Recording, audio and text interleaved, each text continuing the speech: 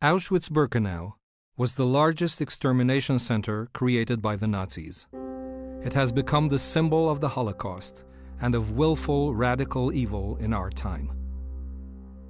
The album you will see presented here is known as the Auschwitz album, and it is the only surviving visual evidence of the process of mass murder at Auschwitz-Birkenau. The album is unique. There is not a similar album of its kind in the entire world.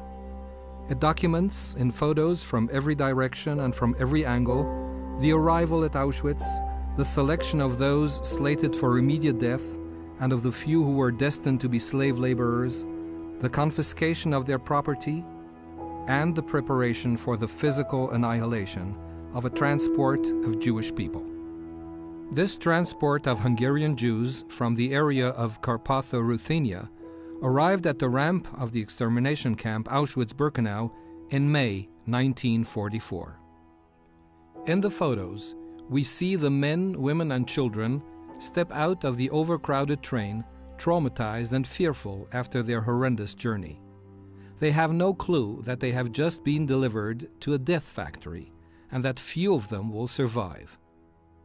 Survivor and Nobel Peace Prize laureate Elie Wiesel described his arrival as a teenager at Auschwitz.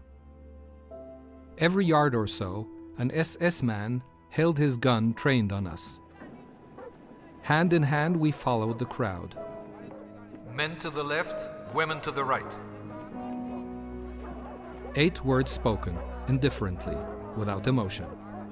8 short, simple words. For a part of a second, I glimpsed my mother and my sister moving to the right. I saw them disappear into the distance while I walked on with my father and the other men. I did not know that at that place, at that moment, I was parting from my mother and my sister forever. The selection process carried out by SS doctors and wardens took place 24 hours a day, 7 days a week, as train after train unloaded its human cargo. Most Jews were sent immediately to the left, to their death. The undressing rooms of the gas chambers were not sufficient for the masses of Hungarian Jews who arrived daily in the summer of 1944. They therefore had to wait until the undressing rooms were ready to absorb them. The common waiting place was the grove closest to the crematorium that would soon turn their bodies to ash. They were told to sit among the trees and wait for further instructions. These were their last peaceful moments together before being driven into the gas chambers and murdered. It has been said that there will never be people as innocent as the victims on the threshold of the gas chambers. The SS kept the victims destined for gassing in complete ignorance of what lay in store for them. They were told that before being placed in the camp, they had to be disinfected and washed.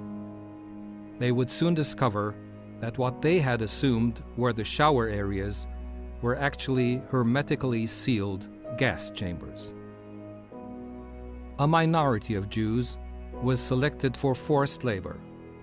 Their personal belongings were confiscated, their hair was shaved, and a registration number was tattooed on their left arm. In the words of survivor and author Primo Levi, "For the first time we became aware that our language lacks words to express this offense, the demolition of a man. It is not possible to sink lower than this. Nothing belongs to us anymore. They have taken away our clothes, our shoes, even our hair. If we speak, they will not listen to us, and if they listen, they will not understand. They will even take away our name, and if we want to keep it, we will have to find in ourselves the strength to do so. It is in this way that one can understand the double sense of the term extermination camp." The work of sorting the possessions that the Jews brought with them to Auschwitz was done by Jewish prisoners who were forced to collect the packages and sort the items that would then be sent to the Reich. By the time the sorting was completed, most of the previous owners were already dead.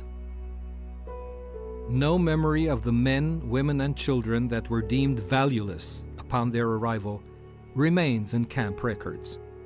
This album is the sole witness to their fate. The Auschwitz album was discovered after the war by Lily Jacob, a survivor of the transport pictured here.